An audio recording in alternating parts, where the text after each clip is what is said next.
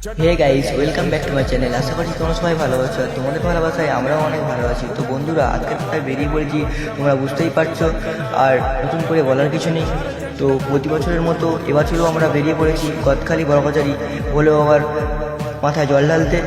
তো বাইকে যাওয়ার মজাটাই আলাদা কোনো জায়গায়।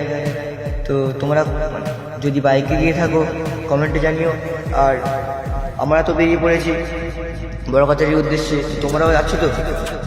আর তোমরা যে এই ভিডিওটা দেখছো, ভিডিওটা খুব রিক্সে বানানো হয়েছে, কারণ গাড়ি চলছে খুব জোরে। তো এই গাড়ি চলার মধ্যেও ভিডিওটি বানিয়েছি।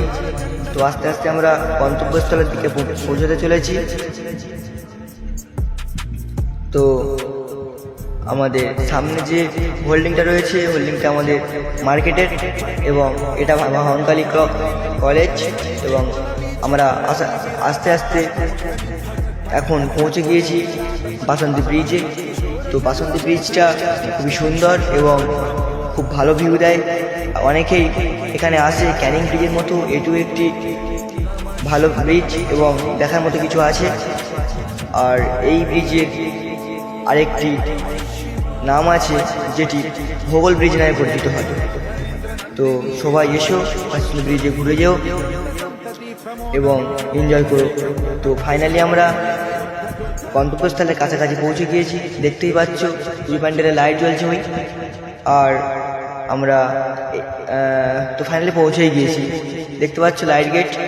এবং আমরা এবার ভেতরে ঢুকবো। তো ভেতরে সব কিছু আমি দেখাবো আপনাদেরকে, তাই একটু অপেক্ষা করতে হবে দেখার জন্য। তো দেখছেন কত লোক হয়েছে, আরও লোক হয়েছে কতটা দেখতে হলে আরও ভিতরে যেতে হবে। এবং আমরা ভিতরে পৌঁছেই গেলাম শেষ পর্যন্ত। তো দেখুন কত লোক হয়েছে। আর প্রতি বছরের মতো এবছরও অনেক লোক হয়েছে, কারণ এখানে অনেক জায়গার লোক এসে পুজো দেয়। তো দোকানও অনেক বসেছে, অনেক লোকও হয়েছে, ভালোই লাগছে এসে এখানে। তো তোমরা কারা কারা এসছো কমেন্টে জানিও। এটাই আমাদের সেই মন্দির যেখানে আমরা প্রতি বছর